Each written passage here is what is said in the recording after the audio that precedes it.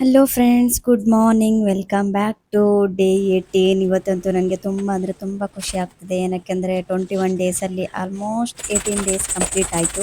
Daily ನಾನು ಕನ್ಸಿಸ್ಟೆನ್ಸಿಯಿಂದ work ಮಾಡ್ತಾ ಇದ್ದೀನಿ ಅಂತೇಳಿ ತುಂಬ ಖುಷಿ ಆಯಿತು. ಮಾರ್ನಿಂಗ್ ಬೇಗ ಬೇಗ ಎಕ್ಸಸೈಸು ಮಾಡಿಬಿಟ್ಟು ನಾನು ಲೈಬ್ರರಿಗೆ ಹೊರಟೆ. ಲೈಬ್ರರಿಗೆ ಹೋದ ತಕ್ಷಣ ನಾನು ಫಸ್ಟು ಏನಂದರೆ ಟು ಡು ಲಿಸ್ಟನ್ನು ಮಾಡಿಕೊಂಡೆ. ಏಕೆಂದರೆ ನಾನು ಇವತ್ತು ಏನೇನನ್ನು ಓದಬೇಕು, ಯಾವ ಚಾಪ್ಟರನ್ನು ಮುಗಿಸ್ಬೇಕು, ಎಷ್ಟು ಓದಬೇಕು ಅಂತ ಹೇಳಿಬಿಟ್ಟು ನಾನು ಡೈಲಿ ಪ್ಲಾನರ್ ಅಂತೇಳಿ ನಾನೊಂದು ಬುಕ್ ಪರ್ಚೇಸ್ ಮಾಡಿದ್ದೀನಿ. ಅದರಲ್ಲಿ ಎಲ್ಲ ನಾನು ಬರ್ಕೊಂಡೆ. ನಂತರ ನಾನು ನನ್ನ ಫೇವ್ರೇಟು ಸಬ್ಜೆಕ್ಟ್ ಅಂತಲೇ ಹೇಳ್ಬೋದು, ಪೊಲಿಟಿಯನ್ನು ಸೆಲೆಕ್ಟ್ ಮಾಡ್ಕೊಂಡ್ಬಿಟ್ಟು ಪೊಲಿಟಿಯಲ್ಲಿ ನಾನು ಇಂತಿಷ್ಟು ವಿಷಯಗಳನ್ನು ಮುಗಿಸ್ಲೇಬೇಕು ಅಂತೇಳಿ ಮುಗಿಸಿದೆ. ನಾನು ಆಲ್ಮೋಸ್ಟ್ ಮುಗಿತಾ ಬರ್ತಿದೆ. ತುಂಬ ಅಂದರೆ ತುಂಬ ಖುಷಿ ಆಗ್ತಿದೆ ನನಗೆ ಇವತ್ತು.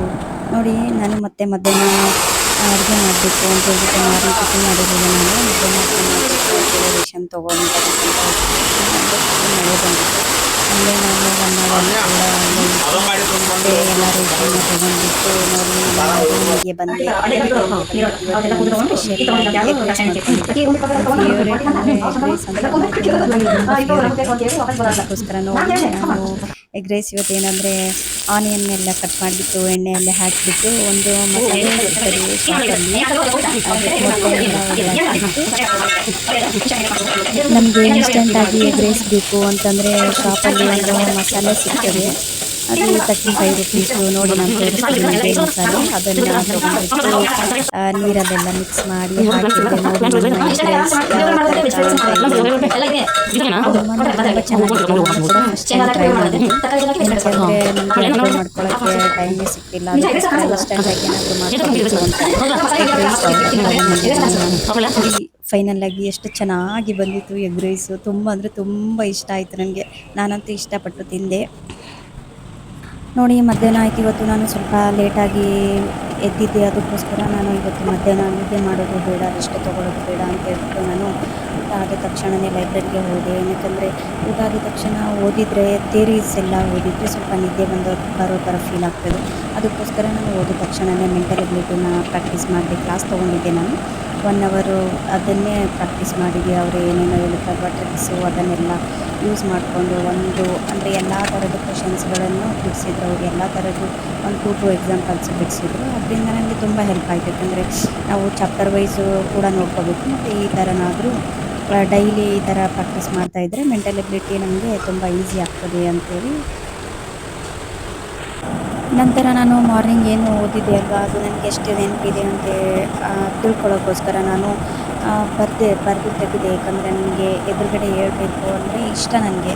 ನಾನು ಓದಿರೋದೆಲ್ಲ ಹೇಳಬೇಕು ಅಂತ. ಬಟ್ ಆ ಥರ ಯಾರು ಪಾರ್ಟ್ನರು ಇಲ್ಲ. ಅದಕ್ಕೋಸ್ಕರನೇ ನಾನು ಪೇಪರಲ್ಲಿ ಬರೆದ್ಬಿಟ್ಟು ತೆಗೆದು ತುಂಬ ಅಂದರೆ ತುಂಬ ಖುಷಿಯಾಯಿತು. ಯಾಕಂದರೆ ಆಲ್ಮೋಸ್ಟು ಎಲ್ಲನೂ ನನಗೆ ನೆನಪಿತ್ತು. ಸ್ವಲ್ಪ ಏನು ಗೊತ್ತಿಲ್ಲ ಅದೆಲ್ಲ ನೋಡಿಕೊಂಡೆ ನಾನು.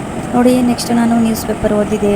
ನಾನು ಫಸ್ಟ್ ಎಲ್ಲ ಯಾವ ಥರ ಮಾಡ್ತಿದ್ದೆ ಅಂದರೆ ಮಾರ್ನಿಂಗ್ ಅಷ್ಟೇ ನ್ಯೂಸ್ ಪೇಪರ್ ಓದಬೇಕು, ಮಾರ್ನಿಂಗ್ ಓದಿಲ್ಲ ಅಂದರೆ ಬಿಡಬೇಕು ಅಂತೇಳಿ ಎಲ್ಲ ಮೈಂಡ್ಸೆಟ್ ಆ ಥರ ಇತ್ತು. ಬಟ್ ಇವಾಗ ಏನಂದರೆ ನ್ಯೂಸ್ ಪೇಪರ್ ಇಂಪಾರ್ಟೆಂಟ್ ಅಲ್ವಾ, ಅದಕ್ಕೋಸ್ಕರ ಮಾರ್ನಿಂಗ್ ನಮಗೆ ನ್ಯೂಸ್ ಪೇಪರ್ ಸಿಕ್ಕಿರಲಿಲ್ಲ. ಅದಕ್ಕೋಸ್ಕರ ಮಧ್ಯಾಹ್ನ ಸಿಕ್ಕಿತ್ತು ನನಗೆ. ಅದಕ್ಕೆ ಮಧ್ಯಾಹ್ನ ಯಾವಾಗಾದರೂ ಓದಿದರೂ ನಮಗೆ ನ್ಯೂಸ್ ಪೇಪರಿಂದ ಏನು ವಿಷಯ ಸಿಗಬೇಕು ಅದು ಸಿಗ್ತದೆ. ಅದಕ್ಕೋಸ್ಕರ ನಾನು ಮಧ್ಯಾಹ್ನ ನ್ಯೂಸ್ ಪೇಪರನ್ನು ಓದಿದೆ. ನನಗೆ ನಿದ್ದೆ ಮೂಡು ಕೂಡ ಹೋಯಿತು ನ್ಯೂಸ್ ಪೇಪರ್ ಓದೋದ್ರಿಂದ. ಏನಕ್ಕೆಂದರೆ ಏನೇನಾಗ್ತಾಯಿದೆ ಸಮಾಜದಲ್ಲಿ ಅಂತ ಮತ್ತು ನೋಟಿಫಿಕೇಷನ್ ಯಾವುದಾದ್ರೂ ಆಗಿದ್ದಾವ ಅಂತೇಳಿ. ಮತ್ತು KA ನೋಟಿಫಿಕೇಷನ್ ಎಲ್ಲ ಬಿಟ್ಟಿದ್ರು.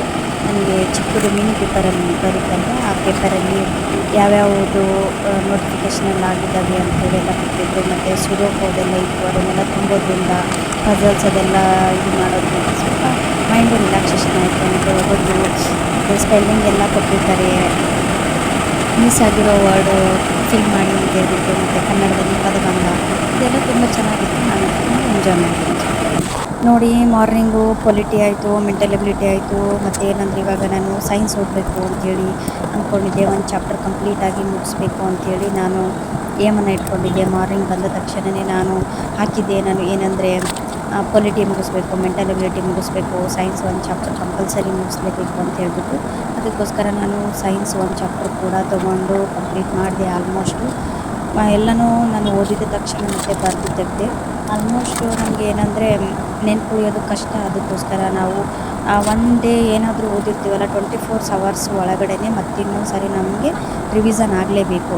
ಆಗ ಮಾತ್ರ ನಮಗೆ ಫೈನಲ್ ಆಗಿ ಮೆಮೊರಿಯಲ್ಲಿ ಉಳಿಯುತ್ತೆ ಸ್ವಲ್ಪ. ಬಟ್ ಆದಮೇಲೆ 4 ಡೇಸು ಮತ್ತು 7 ಡೇಸು ಮತ್ತು 15 ಡೇಸ್ ಆದಮೇಲೆ ಮತ್ತೊಂದು ಸರಿ ನಾವು ರಿವಿಷನ್ ಮಾಡಿಕೊಂಡ್ರೆ ಪರ್ಮನೆಂಟ್ ಮೆಮೊರಿಯಲ್ಲಿ ಉಳಿದ್ಬಿಡುತ್ತೆ. ನೋಡಿ ಈವ್ನಿಂಗ್ ಆಗಿತ್ತು. ನನ್ನ ಸ್ನ್ಯಾಕ್ಸು ಮ್ಯಾಂಗೋ, ಏನಕ್ಕೆಂದರೆ ನಾನು 12 ತೊಗೊಂಡು ಬಂದಿದ್ದೀನಿ ಈ ವೀಕಲ್ಲೇ ಖಾಲಿ ಮಾಡಬೇಕು ಅಂತೇಳಿ. ತುಂಬ ಚೆನ್ನಾಗಿ ತಿಂತಾ ಇದ್ದೀನಿ. ನೋಡಿ ಮತ್ತೆ ನಾನು ಲೈಬ್ರರಿಗೆ ಹೋದೆ. ಲೈಬ್ರರಿಯಲ್ಲಿ ತುಂಬ ಮಳೆ ಅಂದರೆ ಮಳೆ, ಮಾರ್ನಿಂಗಿಂದನೂ ಅಪ್ ಟು ನೈಟ್ವರೆಗೂ ಫುಲ್ ಮಳೆ ಬೀಳ್ತಾನೇ ಇದೆ. ಅದಕ್ಕೋಸ್ಕರ ಸ್ವಲ್ಪನೇ ವಿಡಿಯೋ ಮಾಡಿದೆ, ಯಾವ ಥರ ಮಳೆ ಇದೆ ನೋಡಿ ಮತ್ತೆ ಅಂತ ಹೇಳ್ಬಿಟ್ಟು. ನೋಡಿ ಯಾವ ಥರ ಮಳೆ ಬರ್ತಾ ಇದೆ. ನಮಗಂತೂ ನಿಯರ್ ಇದೆ, ನಮಗೆ ಲೈಬ್ರರಿ ಹೋಗೋದಕ್ಕೆ ಕಷ್ಟ ಆಗಲ್ಲ. ಬಟ್ ತುಂಬ ದೂರದಿಂದ ಬರೋದು ತುಂಬ ಕಷ್ಟ ಆಗ್ತದೆ. ಕೊಡೆ ಇರಲೇಬೇಕು, ಕೊಡೆ ಇಲ್ಲಾಂದರೆ ಬರೋಕ್ಕಾಗಲ್ಲ. ನೋಡಿ ಈ ಥರ ತುಂಬ ಚೆನ್ನಾಗಿ ಮಳೆ ಬೇಕಾಯಿತು. ನೋಡಿ ಫೈನಲಿ ನಮ್ಮದು ಇವತ್ತು 27 ಡೇ ಮುಗೀತು. ಇನ್ನೂ ಒಂದು 3 ಡೇಸ್ ಅಷ್ಟೇ ಇರೋದು. ಫುಲ್ ಎಕ್ಸೈಟ್ಮೆಂಟ್ ಆಗಿದ್ದೀನಿ ನಾನಂತೂ. ಇನ್ನೊಂದು ವಿಷಯ ಏನಪ್ಪ ಅಂದರೆ, ಯಾರಿಗಾದರೂ ನಾನು 21 ಡೇಸು ಚಾಲೆಂಜ್ ಮುಗಿದ ಮೇಲೆ ಯಾವ ಟಾಪಿಕ್ ಮೇಲೆ ನಾನು ಬ್ಲಾಗ್ಸ್ನ ಮಾಡೋದು ಅಂತೇಳಿ ಎಜುಕೇಷನ್ ಪರ್ಪಸ್ ಹೇಳಿದರೆ ನನಗೆ ಹೆಲ್ಪ್ ಆಗುತ್ತೆ. ವಿಡಿಯೋ ನೋಡಿದ್ದಕ್ಕೆ ತುಂಬ ತುಂಬ ಧನ್ಯವಾದಗಳು. Thank you so much. See you tomorrow. Bye bye, take care.